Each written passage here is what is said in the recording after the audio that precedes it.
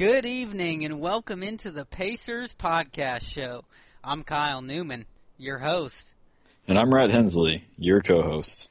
We have a great lineup for the next hour. We will talk about the NBA draft, discuss the top 5 worst draft picks for Indiana since 2000, speak about the top 5 best draft picks for the Pacers in their history, and converse about Indiana's 33-1 odds to win the title next season.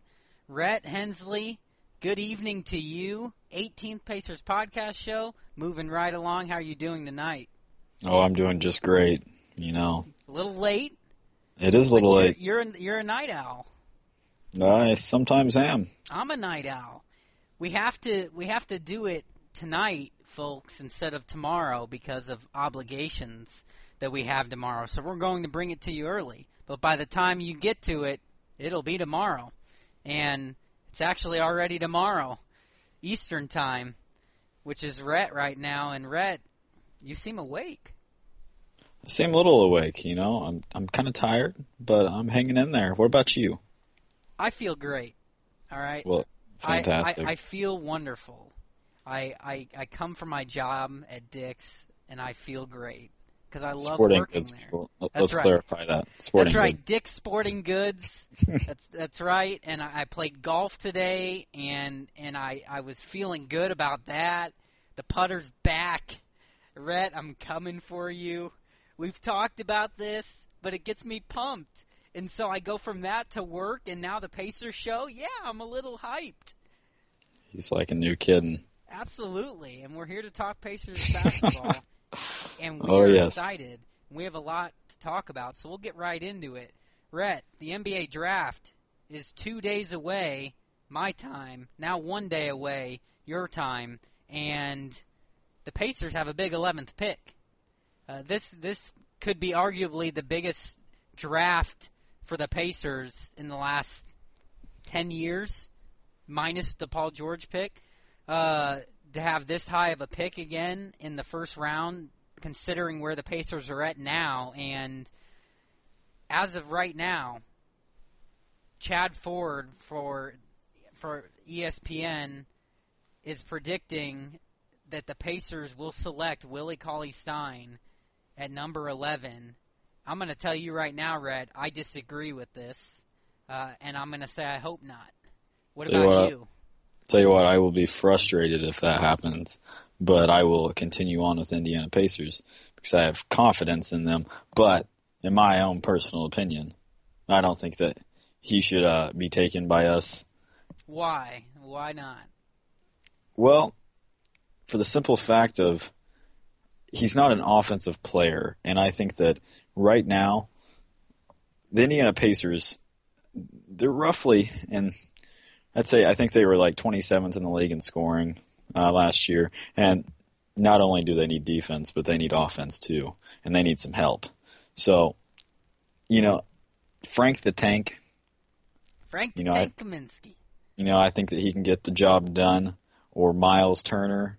I think those two, both of them are great players. Miles Turner probably needs a little bit more work, but what can you say? He's younger. Frank Kaminsky has more experience. Experience is key. Experience is key, but, people can be trained. People can be taught. Let's go, Kyle. You know that. Except it's a golf game, people. That can't be taught. It can be taught. And it's I've turned a corner, Rhett. And I'm going to teach you a lesson. How about that? I'm going to end the drought that I've had. I'm going to end your streak. You can think about it a little harder. Absolutely. I'm ready for that competition. Let's just say that. But in all seriousness, with Willie Cauley-Stein, what I see is agreement with you. I don't think he has the offensive game. Will he? Maybe.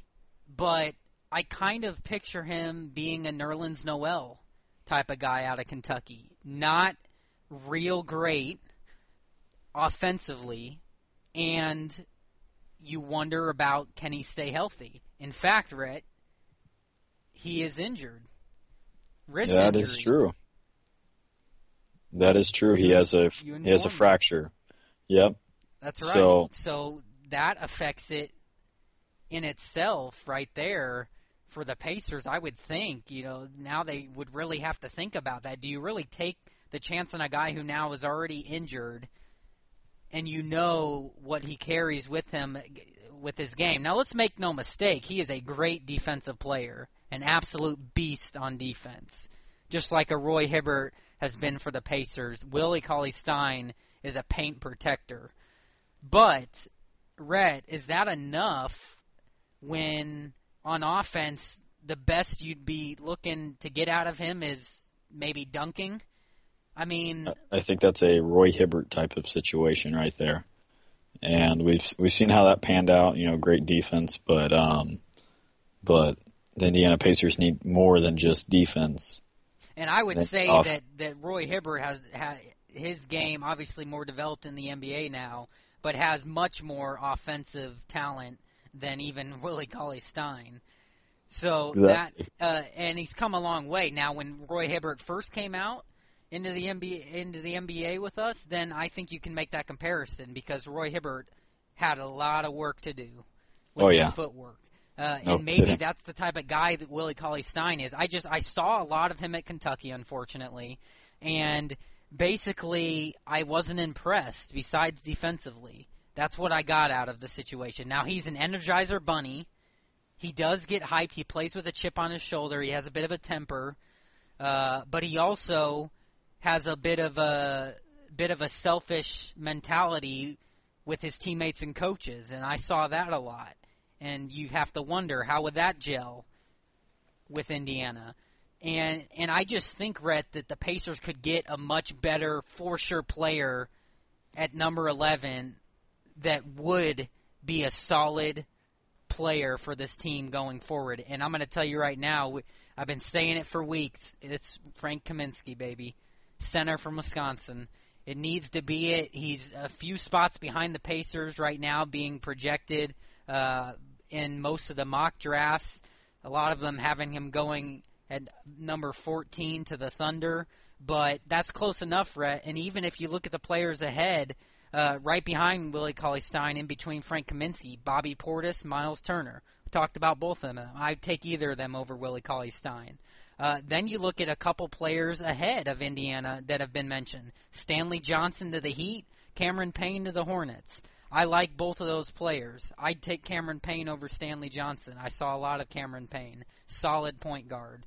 Exactly what the Indiana Pacers could use. So, Rhett, basically what it boils down to is I pretty much would take anybody within 7 spots of Willie Cauley-Stein over him, is what I'm saying. He would be the last one that I would want. And quite honestly, I'm a little shocked he's that high. Yeah, I'm kind of shocked too. I agree with you, Kyle. I don't think that, I don't think the transition into the NBA is going to be great. He does have a history of being injured, but, there's a lot of great players out there. I would like to see Miles Turner or Frank the Tank Kaminsky, right, like you like. Absolutely. I'm kind of stuck in like a little 3 little people triangle right there. I got the little triangle going, got the Phil Jackson offense going right there. That's what it sounds like. Yeah, and, I have faith in the Pacers, and I have faith that they won't take him. Listen to this. I've been looking for the stats, and I've found them. This was his career at Kentucky. 8.9 points per game, 6 rebounds per game, 1 assist per game. Are those eye-popping numbers? No, not at all. Now, granted, he was on a team where there were about all 5 of those starters, NBA players. It's crazy. Basically, that's the team they were dealing with. But still, all right, I just don't see it. I watched enough of them, and those stats are true to him, and he played a lot. He was a defensive player for them. That's what I think he has. I think if the Pacers take a Willie Cauley-Stein, they're going to get another Roy Hibbert. And I don't think that is in their best interest going forward. So I'm going to ask you, Rhett, who do you think that the Pacers are likely to take? You've already mentioned who you'd like to see them take. Who do you think they take? In all seriousness, I think that they will end up taking. Well, I just gave away my answer. Frank the Tank Kaminsky. Wow. That is because, he wants to play for Indiana. He shows that. And I think that Larry Bird will make the right decision when it comes to that. He sees great talent, but, I think that little fracture is going to push people away. I think that he's actually going to drop back a couple of picks in my own personal opinion. He shouldn't be up that high anyway, I don't think, but I think that they will end up taking Frank the Tank Kaminsky. Well, that's very interesting, and I hope so. That's who I want, and I'm going to agree with you. And I think it makes me nervous that there's a lot of interest in Willie Cauley-Stein, and the fact that Chad Ford, who is very good at his job at predicting the draft picks, is almost sure the Pacers take him. It makes me nervous, but I think with this injury, I agree with you. I think it's enough for the Pacers to realize, all right, just a few picks away, why not take Frank the Tank Kaminsky? Why pass up on a guy like this that close? Somebody else would steal, and know that when you know that they want him. Basically, Rhett, that's what I see, and I do think that because it's clear that they are interested in a big man. All right, the fact that Willie Cauley-Stein's been mentioned at number 11 there, Miles Turner, Frank the Tank Kaminsky, worked out for the Pacers and was high up there. So they're looking for that center, it seems. So I think it's going to be Frank Kaminsky, and that's what I hope to see. But basically, it's such a big draft, Rhett. It's just it makes me nervous from the standpoint of if they pick the wrong one and blow it again, because that's what we've seen, and this just can't be blown.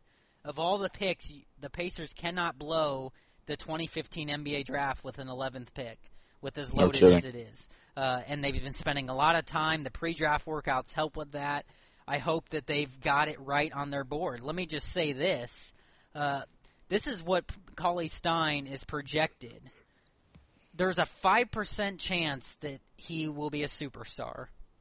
There's a 41% chance that he'll be a starter, so even less than half that he'll even be a starter. There's 24% that he'll be a role player, and there's 30% that he'll be a bust. So the percentage that people are predicting is that the bust and starters almost similar. It's pretty close. I agree. I got to tell you right now, I think that if out of all four of those options, I see him being a bust the most likely. I definitely don't see him being a superstar. I definitely don't see him being a role player. And if he can develop and shows that he's the real deal, maybe a starter. But, Rhett, I see him being a bust. What about you? Well, there's great possibility. Especially, if you can't stay healthy. I've seen tons of players do that. And I could see it kind of being a Roy Hibbert situation. Roy Hibbert doesn't have that much value anymore with his type of play. And I think, in all honesty, teams are starting to go small. That's going to be the new thing. And if you got big guys like that, I think that they're gonna start becoming obsolete. Agreed. I mean, that's the way that the league is heading. Hence what Indiana is changing up for this next year. So I definitely agree with that. I guess, Rhett, last question is, do you think that they even possibly consider the idea we've talked about and heard that they could trade the 11th pick? I don't think they'll trade the 11th pick unless it's for a decent player. I think that they know it's a deep draft, and Frank Vogel has came out and said that it's like having the third or fourth pick because it's so deep. So I think that they are aware of how fragile this situation is. Agreed. Basically, I agree with you. I'll keep it short and simple. I agree with you, and if they were to, I think they'd be making a mistake unless it was incredibly important, unless it was an incredible deal, basically, a deal breaker where they had no choice. I just don't see that happening. So, Indiana, one day away from one of the biggest drafts that we've had in recent years. Please get it right. I think Rhett and I are on the same page as that, and we'll be able to discuss it on next week's show who the Indiana Pacers select in both the first and second rounds. Hopefully it'll be the talk of the league, Rhett, with the Pacers' great offseason moves with the NBA draft. Yeah, and it's hopefully. flowing. So hopefully that is what will happen. All right, Rhett. Well, let's get into this next segment here. This will be an interesting one. I'm curious to see how close to the same page we're on, if at all.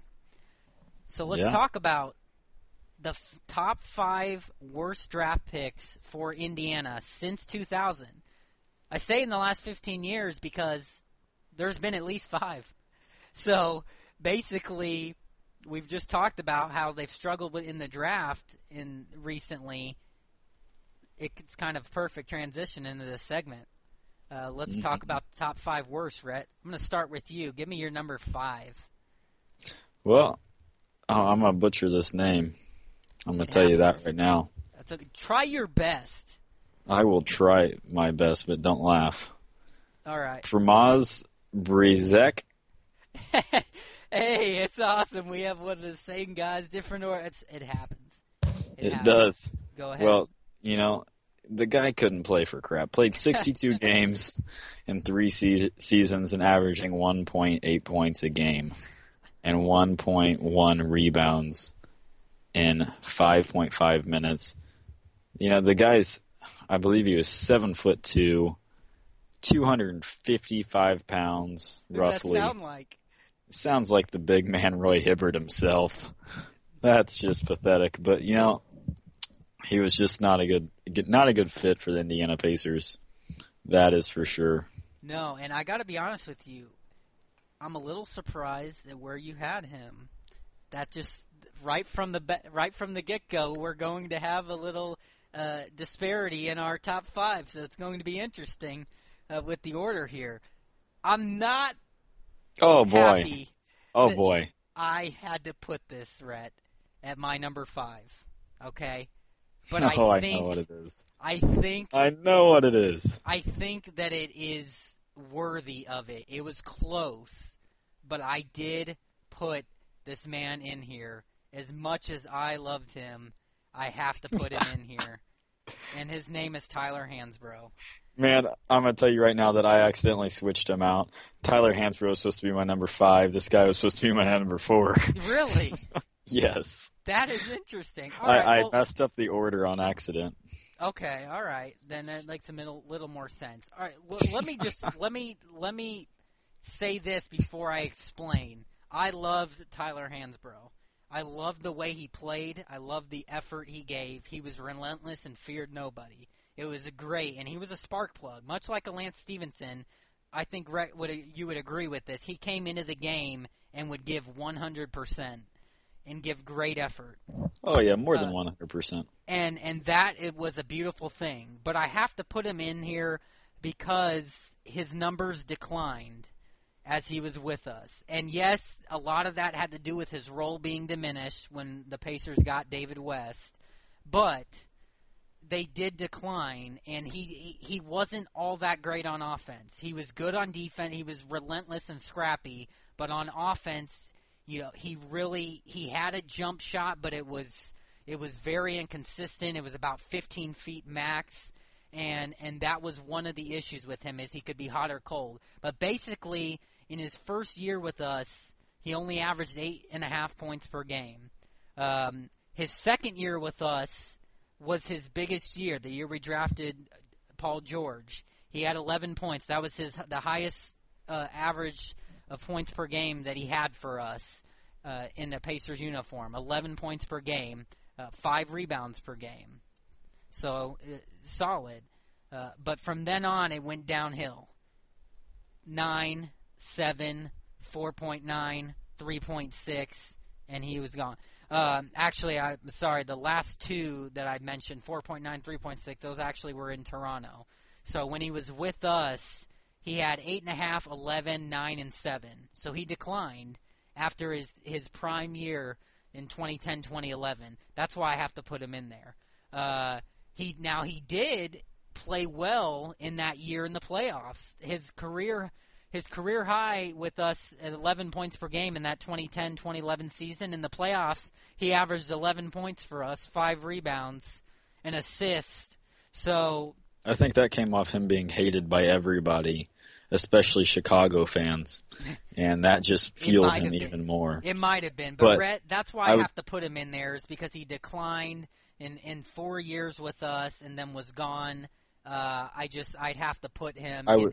And this, let me say this before you mention anything. It also, for me, has to do with the fact that we drafted him at number 13 in the first round in 2009. Yeah, that's a bit of an issue for me. You look at, compare that to us now, that's 2 spots away, and when you have a high first-round draft pick like that, you want to get one that lasts. A first-rounder, and he wasn't that guy. That's why I had to put him in there. And, I would like to just touch on a few people that the Indiana Pacers passed up on that they could have had for that 13th pick, and that is Ty Lawson, Drew Holiday, Jeff Teague, and Taj Gibson. So, tell you what. Yeah, you got to look at it that way, too, and you have to think, wow, absolutely. How could you not? Yeah. So, give me your number 4, Rhett. I already gave you my number 4. Tyler Hansbrough, right? You had him switched. Yeah, they had him switched. So Tyler Hansbrough was your number 4. He was supposed to be my number 5. Okay, but, so just had him switched. Anything else to add to Tyler Hansbrough? Just tell me your thoughts on him. You already said you agreed that he would give 100% effort and all, but why else do you have him in there as the top 5? He was very inconsistent at shooting. He was hot or cold. He brought a ton of energy when he came into the game. He was hated by the league, but, he had good defense, but his offense was just really, most of the time was piss poor, my own opinion. Put it bluntly.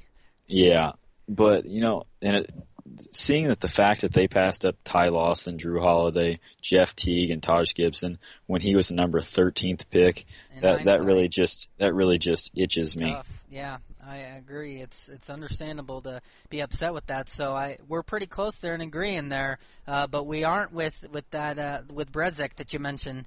But I'll get to him on my countdown later as a little sneak peek. He's in there. All right. My number 4, Rhett, I don't know if this will surprise you or not. Maybe it's a little unfair, but I'm putting him in here with an asterisk next to his name because it's a little early. But I'm putting Solomon Hill in at number 4. Pacers took him in the 2013 NBA draft, first round, 23rd pick. That's part of the reason why. He was a first-round pick in 2013 and at number 23 in 2013, and he's not done much. There was a lot of promise with him. I know he's only been with us for 2 years, but he had a chance this last year to really show what he could do, and there was a lot of hype around him. With Paul George out, it was his time to shine, Rhett, and the man just didn't do it. He's very inconsistent and doesn't seem to have a lot of confidence. Basically, his first year with us, he averaged 1.7 points per game. Last year with us, he averaged 8.9, 3.8 rebounds, and 2.2 assists. So I put the asterisk because it's young, and let's see what his third year's like. But he's not necessarily he didn't necessarily have a nice big jump there, and it wasn't all that impressive considering he played every game for the Pacers in the regular season. Basically, Rhett, wasn't impressive to me. He played 29 minutes. What do you think about my number 4 there, Solomon Hill? That's why I have him in there. Well, actually, that I agree, Kyle. You agree? I agree. And, that's actually That's actually my next one. Is it really? Just because I'm so disappointed in him. Is he really your number 3? Or are you just saying that? No, I'm dead serious. Wow. He's on my list.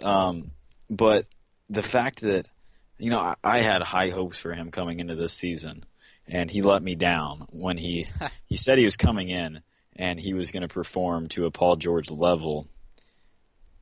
And I don't know if I accidentally slept during this season, but that didn't happen. Clearly that's for he sure. did. I mean, that's kind of the point. Yeah, no kidding. And it's frustrating to see that. Yeah. He had one game winner. He had the highlight of his career. Did. He had a few, and he had a handful of really good games, but that was it. He also had a handful of not good games. More than a handful, 3/4 of the season. Yeah, you hold out your hands and I'll hold out my hands. Exactly. We'll ask your neighbors to hold out their hands too. Absolutely, and we'll put our feet out there too. Yeah, and that it's just disappointing to see that type of when he said that, I expected way too much, and he promised way too much. Exactly. We got our hopes up, and he let us down, and that's why he's on my list there. That's why he's on number 3 for you, so I can respect that. Pretty close, a little closer than I thought. Let's see what you think about my number 3, Rhett. It might surprise you. 2006 NBA Draft. In the first round, the Indiana Pacers select Sean Williams at number 17. Again, a lot of this has to do with the fact that this was a 17th pick in the first round. And where is he? That's my point. What's he done? Exactly. Sean Williams had a lot of promise coming out of Memphis, but he absolutely disappointed. And he's still hanging around in the pros.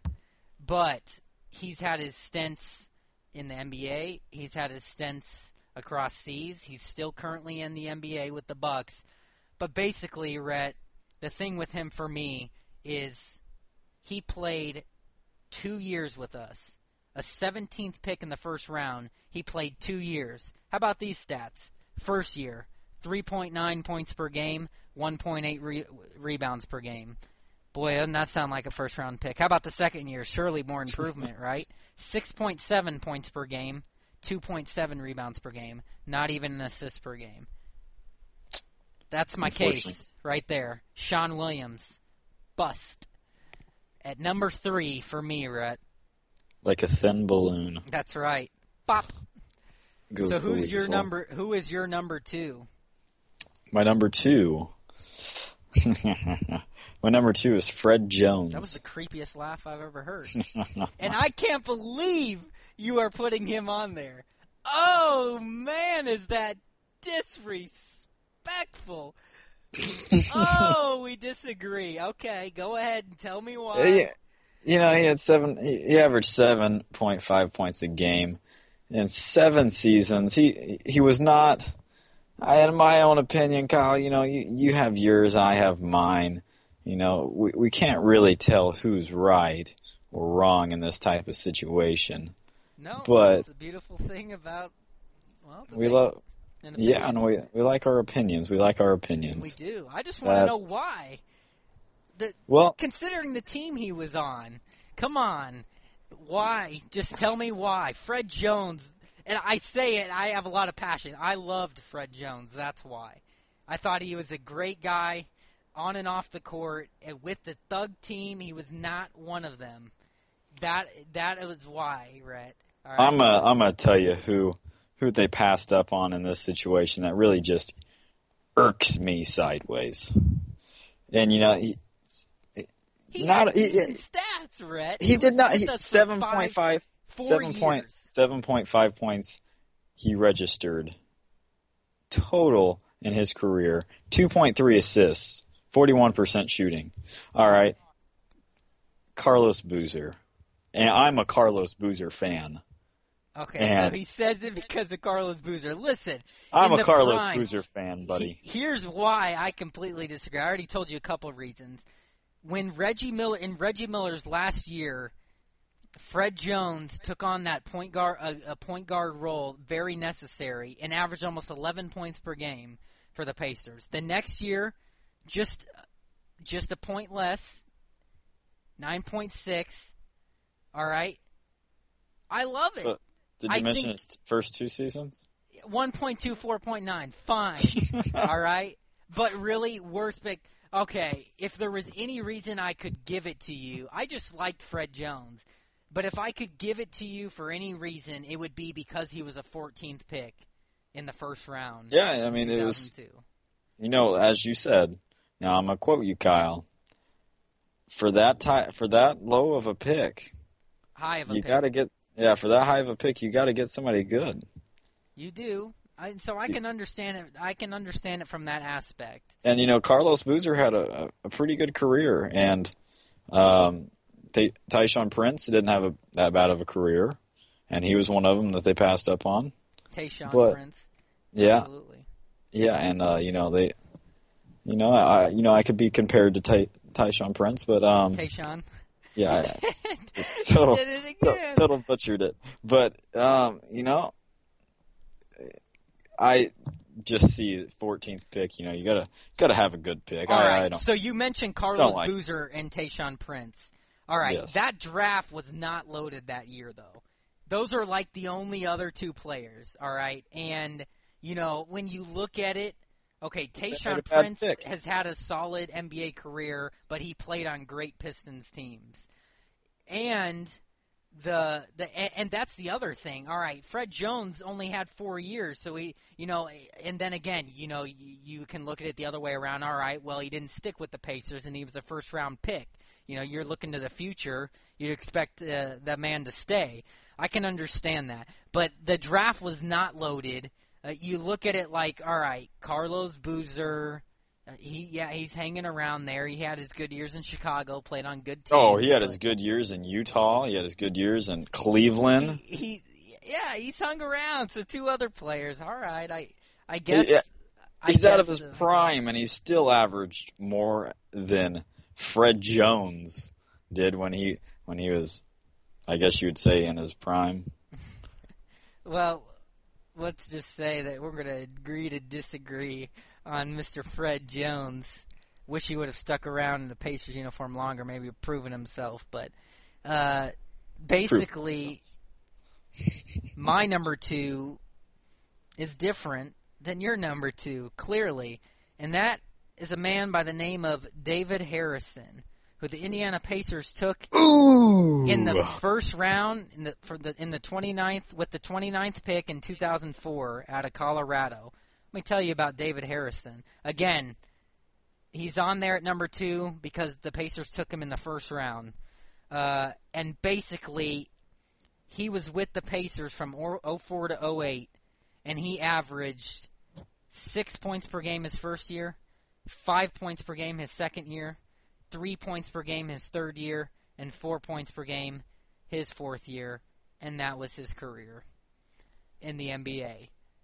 Rhett, if that doesn't smell total bust. Now that is just total disrespect. Disrespect? You got to be kidding. You're just making a joke out of it. How is that disrespectful? Oh, he was terrible. All right. And the Pacers took him in the first round, and they wasted the 29th pick on David Harrison. Yeah.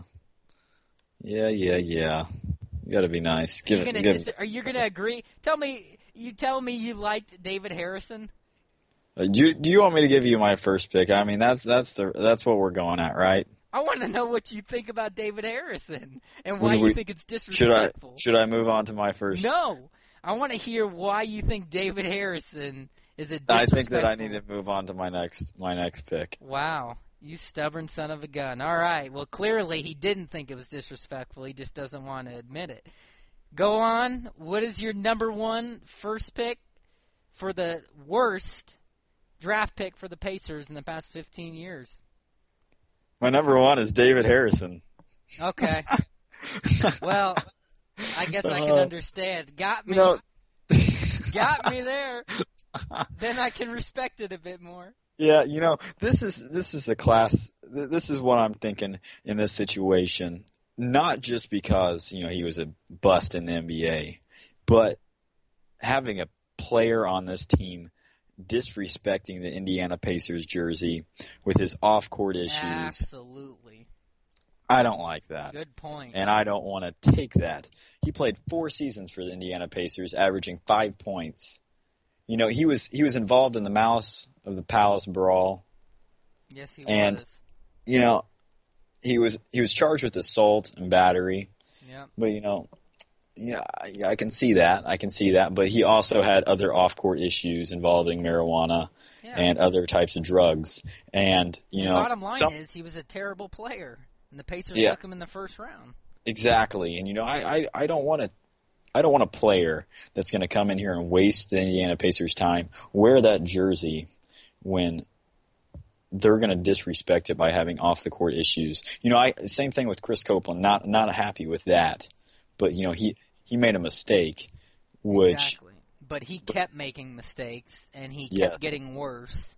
And it just makes you wonder what else could the Pacers have gotten at 29 in that draft. So. Yeah, I can agree with that we're pretty close. I'm surprised that we had about the same 5 in this draft, minus great 1. Minds think alike. That's right. My number 1. I said we had it a little switch, but it's there. Primoz Brezec. Wow, you said it better than I did. Well, I can only try, Rhett, of course. But the Pacers took him in the 2000 NBA draft, 27th pick in the first round. Basically, man was a Roy Hibbert. But even worse, and when I say even worse, he had way worse numbers than Roy Hibbert. Like, couldn't even be compared, basically. He played 3 years for the Pacers. His average went down each year. How about the first year? 2 points per game. How about the second year? 1.9. How about the third year? 1.6. And he's gone. Waste. Absolute waste. I'm gonna comment on this, Kyle. The reason why I had him, now this is gonna sound bad. The reason why I had him a little farther back is because I gave him the benefit of the doubt. He's not American. He's not American, and I expect that from those type of players. The best basketball players in the world come from no other than America. The United States of America. And very true. Now international players are flowing into the NBA and contributing. Not as good. You look at every single team, almost everyone has a solid international player that contributes. John Rudez does a great job. Yeah, well, for the Indiana Pacers, clearly not. Yes. However, for almost every other team, they do. Yeah, and that's kind of the reason why I had him a little farther back. Poor guy.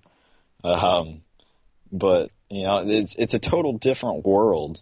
When he played European basketball for quite a while, and then he came over to the great land of America to play the great sport of the best sport in the world, in my opinion, basketball. And I can see there's a big difference, Kyle. Big difference between our style and their style.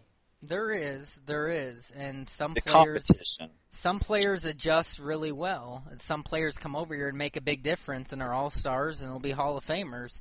There's going to be plenty of them. That could be a different topic for another show for a different time.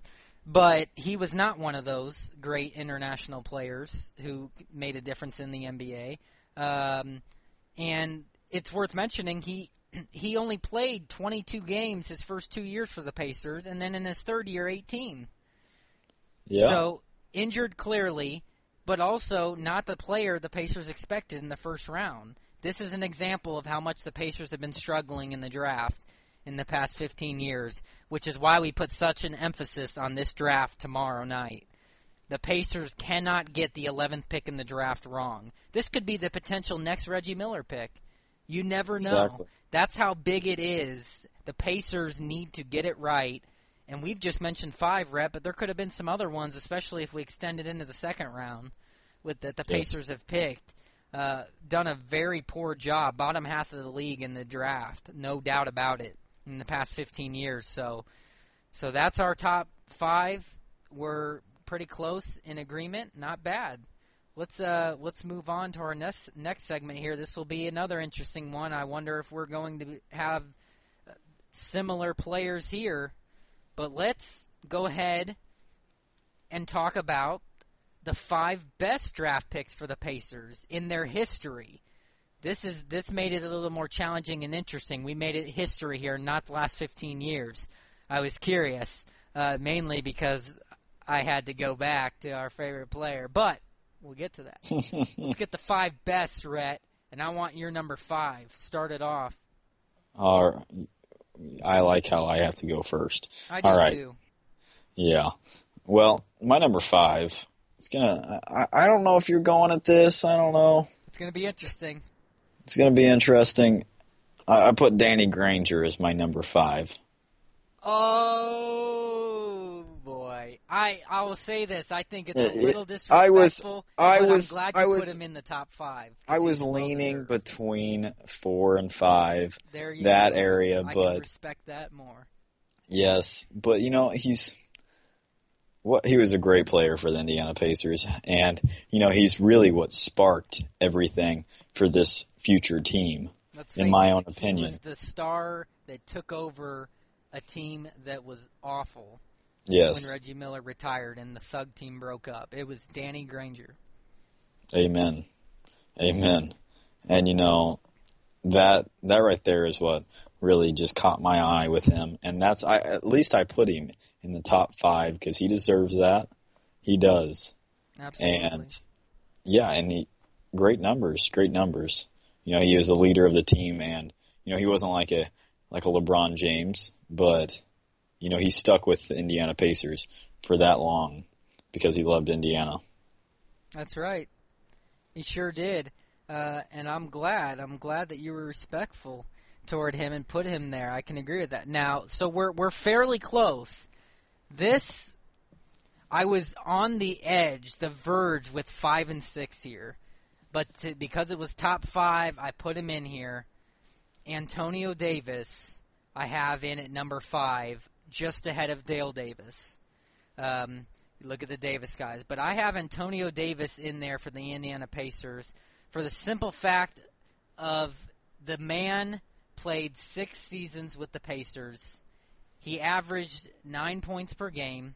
Not real flashy numbers. Averaged almost 7 rebounds per game. But the thing with him is he gave great effort and he feared nobody. He was a tough son of a gun, and he was on the teams for the Pacers in the prime of Reggie Miller's time, and I loved how he contributed to that Pacers team. I had to put him in the top 5.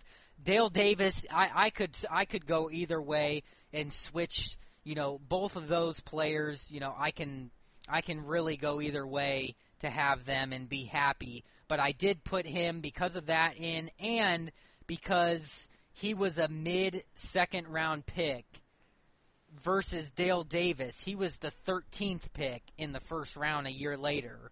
And they had similar stats, but again, Antonio Davis was a mid-second round pick, and look at what the Pacers got out of him. That's why I put him in there at number 5, Rhett. All right. That's great. Well, let me go ahead. Now, I'm going to go ahead and give you a little heads up on this one. I'm going to put my number 4 because he's still in the NBA, and, I don't think that I can call him the best. He was one of the best draft picks, the Indiana Pacers have gotten, but in my mind, I'm still, he's in the NBA still, and he's been there for about 4 or 5 years. Where are you going with this? Is this disrespectful? I wouldn't say it's disrespectful. It's more of the fact that he's still in the NBA and he's still got a lot of life left in him. and I think that he can prove that he can take over Reggie Miller's spot in the future. And this is my man, PG-13. Wow, I have to say I am shocked. All right, continue on. I love me some PG-13, but, as I was saying, he's still in the NBA. He's still got a lot to prove. We've had this talk before, Kyle. Can he take over Reggie Miller's spot? Well, I think he can, and he's gonna earn his spot, but I think it still has to take some time. Kyle. Time is key, but we're going to disagree on this one, Rhett. But it certainly needs to be in the top 5. There's no doubt about that, but we're definitely going to disagree on this one. My number 4 is Danny Granger. Did I love me some DG33? How many times did I say that, Rhett? Going to Pacers games with you. You did. I loved Danny Granger. I just did. The way he played, he was a great defender, and that was huge for him. But his offense was phenomenal too. And I think a lot of people overlook that. Danny Granger was the 17th pick in the first round in the 2005 NBA draft. And I already mentioned that he took over a Pacers team that saw Reggie Miller retire, the Thug team break up, and now the Pacers are left with no one, and they're 20 games under 500. And Danny Granger was the heart and soul of this team and really helped in rebuilding them, and he led them, an all-star player. Wasn't a superstar. He was definitely a star for the Pacers. But I will say this. Some of his numbers, quite impressive for the Indiana Pacers. He had a couple years where you might be able to consider him a superstar in the league during that time. Not to mention how great of a defender he was. But let me just say, in 9 years with the Pacers, 9 years, he averaged almost 18 points per game. All right? He averaged about 5 rebounds per game. He averaged an assist, a couple assists per game. He even averaged a block per game. But the most impressive thing to me was the fact that aside from when Paul George came in, and this is really what changed his role, and he got injured, he had improved every year. First year with us, 7.5 points per game. Second year with us, 13.9 points per game. Third year with us, 19.6 points per game. Fourth year with us, this is when he hit the peak where I could consider him a superstar. 25.8 points per game in 2008-2009. The heart and soul of the Pacers team. How about the next year? 24 points per game. The next year, 20.5 points per game. Then Paul George was drafted. Danny Granger got injured. He averaged 18 points per game. The next year, 5, and then finally, he was gone. So, he was a guy who was the heart and soul of this Pacers team, well-deserved, had a phenomenal career for the Pacers. I was sad to see him go, but I understood it. It was time to pass the torch down to the great Paul George, and he showed himself to be the next star. And Danny Granger was getting older, but he had a great career, Rhett. He's in there at number 4 to me, and I didn't have him higher only because of the players you're going to see ahead that I think is well-deserved. But Danny Granger is my number 4 for sure. All right. I like it. I can respect it, Kyle. That's great. I'm glad. What about your number 3? All right. Well, can you say the Rifleman? The Rifleman. The Rifleman. Chuck Person. Wow. He was off the radar a little bit here. I'm a little surprised. I liked his stats. What can I say? He at the peak of his career with the Indiana Pacers, he was with them 6 seasons. Averaged his best with the Indiana Pacers was 21.6 points per game, 6.5 rebounds, and about 3.5 assists. He averaged 1 steal also. A solid player. And the thing that I liked, he was healthy. He was healthy throughout his time with Indiana. And that, I'll tell you why that's key. That is definitely key. He's a great 3-point shooter. Field goal percentage was just solid. At one point in time, he was shooting 50%. In 90 and 91. That's just great right there. He had Rookie of the Year in, I believe it was 87. Fantastic. I like his numbers. Thought he was a good player. I can agree. I'm a little surprised you have him that high. He played 6 years for the Pacers. Did have solid stats for them, and led them at a time there in the mid '80s where it was much needed, for sure. Right before old Reggie Miller came around, but. You said it, 19 points per game. It's hard to argue with that. I don't know if I would have him at number 2. At number 3, I'm a little surprised about that, but again, I can respect it. You just went a little different than me, Rhett, but sometimes that happens. It does. Yeah, preference, buddy, preference. That's right. And actually, the amazing thing is he was the 4th pick in the first round in that 86 draft. Reggie Miller. How about going from him in the next year, taking Reggie Miller? Tell you what, I loved those jerseys that year too. Oh, phenomenal. Fantastic. Throwbacks. Phenomenal. I do too. Well, let me give you my number 3. I got a signature from this man. He's about 1.5 feet taller than me, and he was a great Indiana Pacer on great teams. And that would be Mr. Rick Smits. Nonetheless, 2nd pick in the first round of the 1988 NBA draft. Again, the next year after Reggie Miller, he was a key part of this Indiana Pacers team and the playoff runs that they had. He was an awkward guy. He was awkward looking even. But he was a monster of a player. And his stats didn't necessarily didn't necessarily shout out monster, but it's because of the team he was on, and Reggie Miller was that leader with the ball in his hands. But the man was huge. He was 7'4", 250 pounds. Basically, he had a solid career for the Pacers in which, again, I already mentioned he went to the playoffs with Reggie Miller every single year and fought on those tough rivals. But this is the other thing that's impressive for me, right? He spent his whole career with the Pacers. I like that. I like that loyalty right there. If there's anything that I like, it is that loyalty. And he spent 12 years with the Pacers, and stayed long enough for the Pacers to get to the finals. Isn't that beautiful? It's fantastic. It started right when Reggie Miller got those teams going. It was a beautiful thing. He averaged 14.8 points per game on his career with the Pacers. Again, not eye-popping, but, solid enough. I'm a little surprised on his rebounds.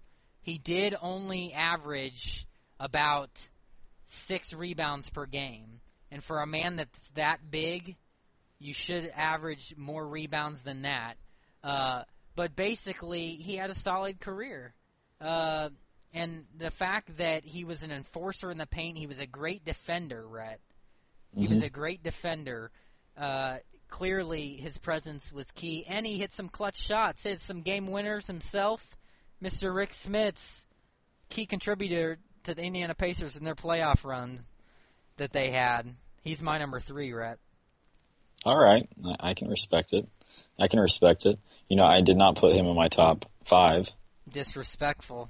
No, I'm kidding. My number 2 pick would be Rick Smits. There you go. You got me again. I did. You're going to have to start catching on, buddy. I guess so. First of all, I'm going to start out how great of a guy this guy is. Oh, he is a fantastic guy. On and off the court, wow.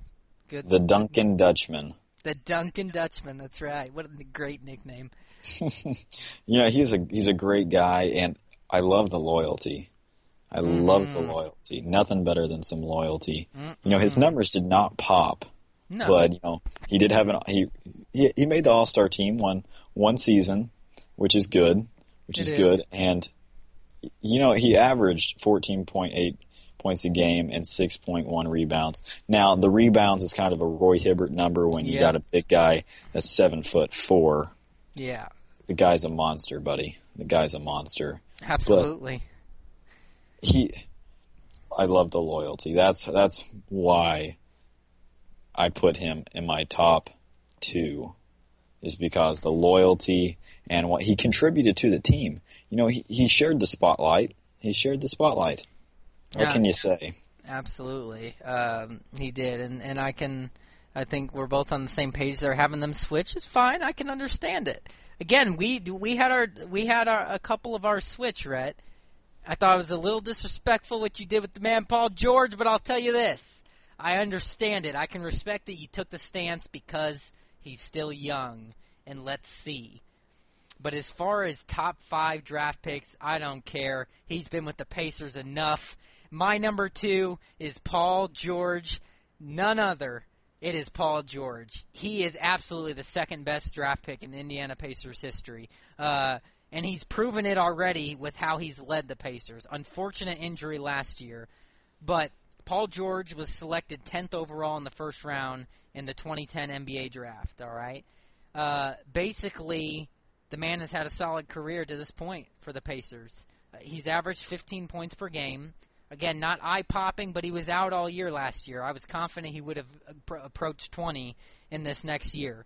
But what's impressive to me, Rhett, is he's improved every year. He went from 7 to 12 to 17 to 21, and then he got injured, and he was at 8. Almost 9 per game on an injured 6-game season. It is very impressive. Paul George is a star in this league. In my eyes, he was this close to a superstar status before he got injured. If he can come back and look like the old Paul George quickly in a year, I'm putting him as a superstar in this league. I think that almost every player in the NBA would agree with it. The great players like LeBron James themselves respect him, want him back, and they call him that. Let's face it, Paul George is one of the best defenders in the league at his position. That's what else adds it to me. Besides the offensive numbers, oh yeah, by the way, how clutch is he becoming on offense for the Indiana Pacers? His three-point shooting, does the man ever miss from the wing or the corner? Basically, he's a great free throw shooter. He's hit game winners. He takes the load for this team. He's a great rebounder. His assisting, his passing is getting better and underrated. He can steal the ball. He can block.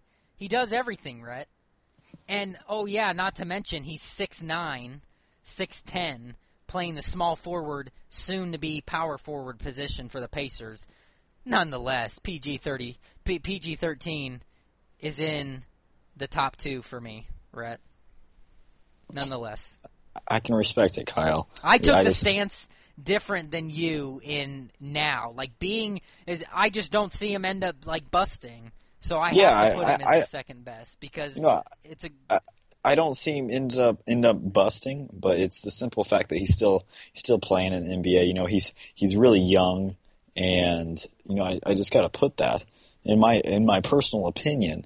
I was going by something that went right in my head, and that's still all right. But I'm gonna move on. I can respect it. Give me your number 1, and if you have the wrong player here, then I'm going to reach through the computer and slap you.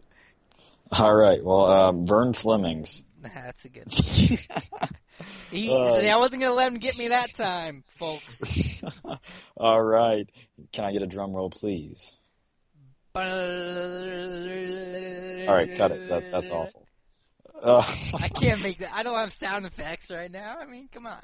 Oh, goodness. Mr. Potato Head himself. And he does look like Mr. Potato Head on the stick. I know.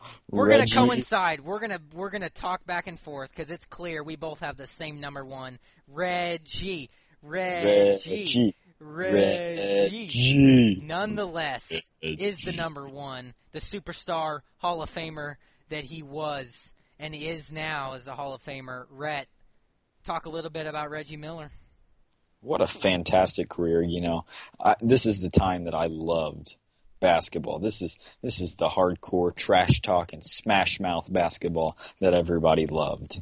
And Reggie Miller was at the top of that list when it came to smash mouth, trash talking, 3-point shooting, clutch as they come, second most in history. The game winners, the cockiness, the get under your skin, the type of player that he was, and then the poise, the clutchness, the free throw shooting.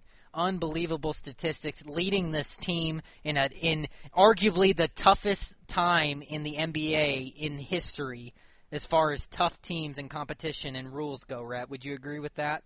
I agree. The toughest time. Toughest competition. And the toughest guys, too. And that's what's incredible. And Reggie Miller was a tough guy. Obviously was known for so many things, but Rhett, the 11th pick in the first round in the 1987 NBA draft, this man was a loyal Indiana Pacers. You want to talk about respecting loyalty? How about the man sticking with his Pacers crew his whole career? And when I say whole career, we're talking about 18 years. Yeah, exactly. And, that he was very healthy throughout his career with Indiana. And, he had one season where he was out 50, or he only played 50 games. That was the lowest. But, if you look through all the list, he had plenty of seasons where he was at 81, 82 games, right around there. And that is just it's incredible. That's a solid player. He was loyal. He was healthy. He averaged 18 points per game on his career. Again, not eye-popping numbers, but mainly the man was a three-point shooter. That's mainly what he did, and he did it well. He also had a lot of teammates around him, so, and we mentioned the tough competition at the time. So, a lot of people might look at that and like, whoa, well, that's not necessarily incredible numbers there for the type of player he was. Well, it is. It is, considering the time he played. And the position that he played. Let's face it. He did not drive. He could drive and shoot free throws. Yeah, fine, but that was not his main game. He did it, but he mainly was a three-point shooter, and a lethal one at that. But he would have the ball in his hands to take the game-winning shots for his Indiana Pacers, and he was successful at that. Essentially, the playoffs every single year, got them to a finals, did all that he could. Basically, I look at this guy, if Reggie Miller was playing in this decade, in this 21st century even, the Pacers have their first NBA championship. As you look at what Paul George has done to get the Pacers to the conference finals twice and almost get over the hump. How would it be if Paul George and Reggie Miller was on the same team? Wow. Wouldn't that be juicy, Rhett? It would be juicy, just like a nice medium rare steak. That's right. I like more medium well, but still juicy. Okay. Still juicy. Yeah, think about that next level up there, right? Yeah, a little bit more cooked, but don't want it mooing. No, you don't. No, you don't. Don't want to taste the blood. Basically, Rhett, it's clear. Number one, we're on the same page, no doubt. Reggie Miller. The bad man that he was, the clutch man that he was, number one, best draft pick in the Pacers in the Indiana Pacers history, and the 11th pick coming up for them. Rhett, can they get a future top 5 best pick to come? Will the player that the Pacers draft tomorrow night be the player that we can say 20 years down the line is in the top 5 for the best draft picks in their history? Yeah, it could be. We'll see. I sure hope so for the sake of the Indiana Pacers, for the sake of a championship, baby. Come on, the Pacers deserve it. Rhett, we're going to get into our last segment here, and yes, we're a little over time, but that's okay. That's what happens when we talk sports. We don't want to cut out this last segment, so we're going to talk about it. You okay with that, Rhett? I am, as long as you pay me overtime. That's a good one. I couldn't pay you anything. Let's just put it that way. But we will get into this last segment here because this will be an interesting one. It's exciting to look forward to next year, and quite frankly, this is pretty good odds, Rhett. 33-1 to win the title next season. I'm curious. Do you agree or disagree with this? That puts them in the top 10. That I think I think that's a pretty solid number, right around that area. I don't expect the Indiana Pacers to win the championship this year, unless certain moves have been made. But I think that with the team that they have right now, and if they're going off last year's team, I think that's a solid number right in that area. There's too many good teams out there, especially in the Western Conference, but only one team makes it out alive. That's right. For that championship. But I think that the Indiana Pacers are right there, 33-1. I think that's pretty solid. Now, tell me who else is in that area, Kyle. I would like to hear that. I will tell you who else is in that area. Well, thank you. You're welcome. Right ahead of the Pacers. Same odds, though. Dallas Mavericks. Right behind the Pacers. We hate them. They're our rival. The Miami Heat. Same odds. And finally, the team below the Heat. Same odds. The New Orleans Pelicans. Now, I don't see the Miami Heat being that close to the Indiana Pacers. I think that's just respectful. And, I can see the Dallas Mavericks. I think they're a team that, they stick around there. They have a great owner. I'll tell you that right now, Mark Cuban. They do. What a businessman he is. I know. And, he can develop a team. What can I say? But, they've got – I think that's a good, solid area for them. I don't expect them to win no championship, but I think that's a great area. But the Miami Heat, just disrespectful, especially if the heart of their team leaves, Dwayne Wade. And then if the news has been confirmed, Goran Dragic leaving. Goran Dragic. I can't say it, buddy. You've never been able to. That's okay. I've got your back. Thank you. You're welcome. If he ends up opting out, if that's confirmed, then that could be catastrophic. And Dwayne Wade most likely leaving? Yeah, catastrophic. Unless this is a situation where, he opts out, now the Heat have more money, now we'll pay Dwayne Wade what he wants. Well, apparently they had, unlimited money anyway, Kyle. I mean, they had Dwayne Wade, LeBron James, and Chris Bosh. Yeah, of course. I don't know. I will agree with you in the sense that I believe that the Pacers are at the right spot there. I think being right at the tail end of the top 10 there, it's about right. It does put them at about the 4 or 5 slot in the East. I predicted that the Pacers will be at number 3 behind the Bulls and the Cavs. That's barring the fact that Paul George is back and healthy, looking like his old self, especially the second half of the season. And what happens in the offseason here? If Roy Hibbert's back, how does he look? Who do the Pacers take in the NBA draft first and second round? Do they have enough money to get another free agent? Can the players contribute on our team like they did last year? Again, can George Hill continue proving himself as more of a shooting guard and score like he does? Can David West stay healthy and prove the bad man that he is still? That's what I want to see. That's what it prefaces it. The new guys we brought in, Rodney Stuckey, C.J. Miles, can they consistently have solid games for the Pacers? That's what it bars on for me, Rhett. Exactly. They gotta come in like a wrecking ball. They do. And let me tell you right now, I wouldn't put it past our Indiana Pacers to make a run. They're fighters. If they are healthy and everything's in sync. Because let me tell you something. Not playing the Miami Heat anymore in the Eastern Conference Finals. Who would we play? Would it be the not the same team Cavaliers? You never know who we would end up playing. And Kevin Loveless. Exactly. Get Seriously. it? Love less? I do. I get it. I do. And you look at the Bulls, their team might mimic the Pacers a lot. You know, we're not even so sure they're going to have their key players back, like Jimmy Butler. So a lot could happen in the East there. Indiana, I expect them to be right back there competing, and I wouldn't put it past them. I'm hopeful they'll win the title. Am I picking them? No. But I hope they do. I believe in them. And I expect that they will come out fighting and give it everything they have. But I think that the 33-1 odds are in the top 10 is about right. I do. I do agree that Miami Heat being right behind them is asinine. I don't even see how. I love the that's word. pretty ridiculous to me.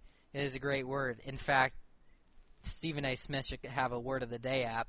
Oh, he stole it from me. I told him really that yesterday, Rhett, people. I mean, I had an epiphany. He should have a Word of the Day app. Gosh, he should. Taking it's incredible. my idea to give to him. Stealer. Hey, what can I say? I love me some Stephen A. Smith. Basically, even the Pelicans rep being behind the Heat, I think that's disrespectful, considering what they did this last year, and Anthony Davis being the superstar that he is. I will say this, I'm a little shocked the Dallas Mavericks are ahead of us. I don't really see that. They have a great owner, but that team's not going to be the same team. I don't think every player will be back for them. Dirk Nowitzki, right around that area. Dirk Nowitzki is getting very old. They are in a tough Western Conference. I don't see them being ahead. They're tied with the odds, but that surprises me a little bit. Everybody else in the top 10 I do not disagree with, mainly because they're loaded with the Western Conference teams, and it's understandable. But 1 through 10, Cleveland, Golden State, Oklahoma City, Chicago, Los Angeles Clippers, the Spurs, the Rockets, the Hawks, and the Grizzlies. It'd be hard to argue with any of those teams right there. So I can agree with that. But, Rhett, I do want to mention this. You talk about where the Pacers are at and respectful or not as far as other teams that are behind them. How about the long shot that's way behind the Pacers? How about the Milwaukee Bucks at 100-1 odds? What do you think about that? Disrespectful. I'll tell you what. They were the 6th seed this last year. Yes. I find that very disrespectful. They're a young team. They're young bucks, as I would say. I like that. Pun intended. Yeah. Always. Yes, pun intended. They got the heart. They go out. They play like they want to win every single game. They put it all on the line, I feel like. And they're young. And that's great to see a young team that's putting everything on the line. It kind of reminds me of college. You don't really see that too much in regular season basketball anymore in the NBA. They're making the big bucks, but this team, they put it out every time, and I feel like that they could make a run. That's for sure. Yeah, and I'm going to agree with that. I think that's very disrespectful. And if you were a betting man, then maybe the Bucks are a team to put a dollar down to win 100. Not too bad of a bet. It's kind of like okay, why not? Exactly. It wouldn't happen. They won't. But again, $1 to win 100, really? What can you say? You can find that on the streets. So, for real, though, Rhett, I agree with that. What streets are you looking on? I don't know. All of them that I drive on. No one in particular. But I will say Campbell Lane here in Bowling Green's pretty busy. It gets a lot of traffic. It's got to be plenty of money out there. What do they have, a tree that you can start picking it off of? A lot of trees. Let me just say this. 2 other teams, Rhett, that are below the Pacers. Maybe a little disrespectful, maybe not. But how about the first one, the Toronto Raptors, who made the playoffs again, are at 40-1 odds behind the Pacers. What do you think about that? Well, I think it's just asinine. So you have to use that word of the day to make you feel good, right? I have to use that word to make me feel a little better. But you have the Toronto Raptors. And wow, did I just fumble my words just a second ago. But have the Toronto Raptors above the Milwaukee Bucks. just disrespectful. I'll tell you what, this Raptors team, if I was a Raptors fan, I'd be tossing the jerseys out the window. I swear. Most up and down team that you'll probably see. Great for first at least half a regular few years. season team, terrible second half, and even worse playoff. Yeah, that sums up the Raptors recently. And I like that a few of the players admitted that they're trash. I like that. But are you kidding me? Take the initiative and turn this team around. You might be tired, but how many other players are in the NBA? Exactly. How many? You got to go out there and put everything on the line if you want to have that championship. And I can tell you right now, it doesn't seem like anybody on that Raptors team wants to win. So you agree with them being below the Pacers' odds, even though they made the playoffs? Again, oh yeah. Oh yeah. I mean, the Indiana Pacers not making the playoffs, that's just an occurrence. Exactly. I'll tell you, it's not going to happen again. That's for sure. They were so close. So close. They sure were. But all right, I can agree with that, and I do agree with that. They talk about being a disappointed Raptors fan the last 2 years, going out essentially the same way, and actually this last year with even less fight. Wizards embarrassed them.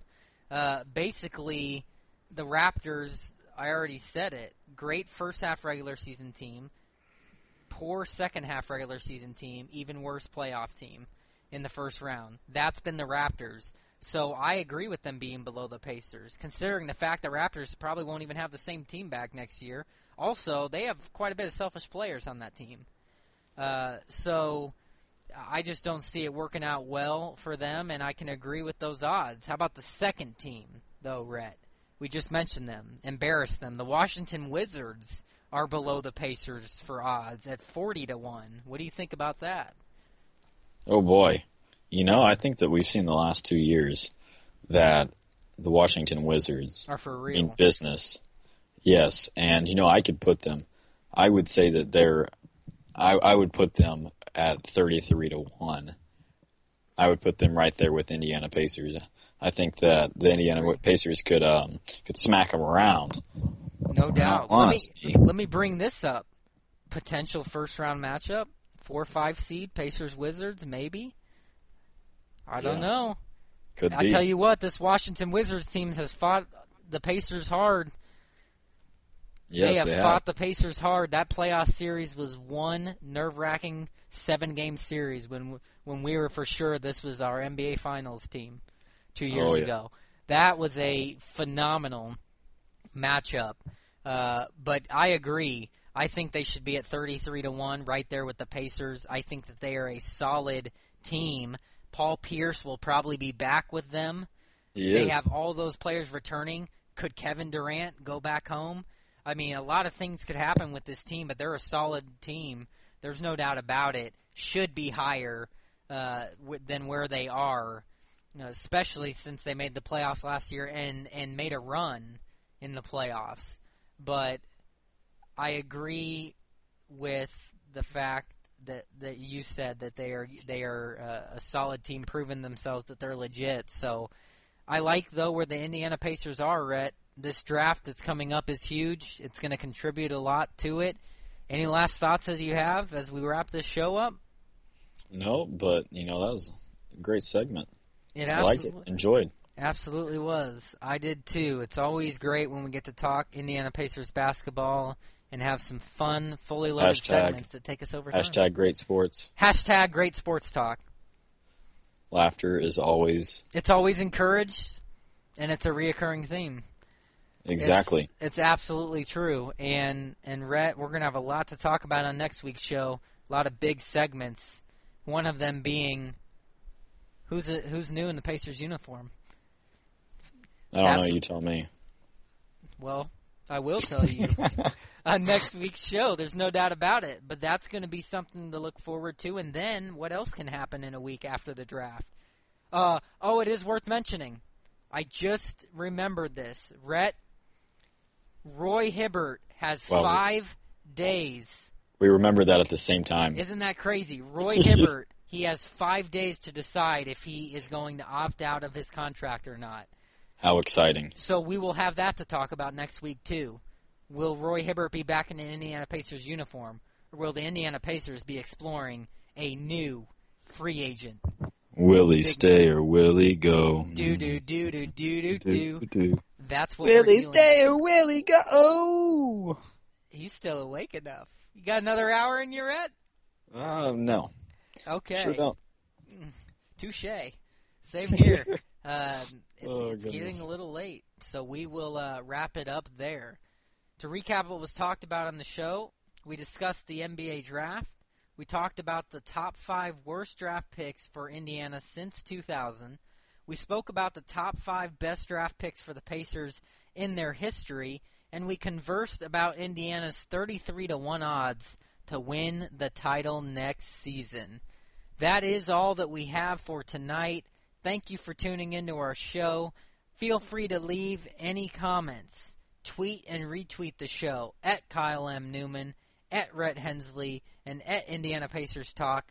We want to hear back from everyone that listens. We will address the comments on the show. It'll be good for conversation, please. Just anything that you want, anything that's on your mind, or anything you want us to talk about even. For a segment, we will do it. You want an interview? We'll do it. Just let us know. You know our Twitter names.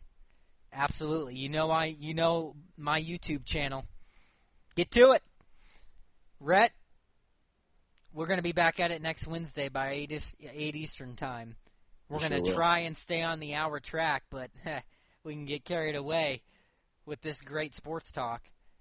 And we might even be on track on Wednesday instead of Tuesday. It could happen. Exactly. But it depends on the schedule, because you know what? You may be down here with me. And not just maybe, you will be. So we're going to be doing the show together here in Bowling Green. I will. There's going to be a lot of interesting things leading up to the 4th, Rhett. It's going to be great. Exactly. Absolutely. Well, with that, I'm Kyle Newman. And I'm Rhett Hensley. You have a great night, and go Pacers. # great sports. Go blue and gold. Go Indiana. Yes, sir. Yes, sir.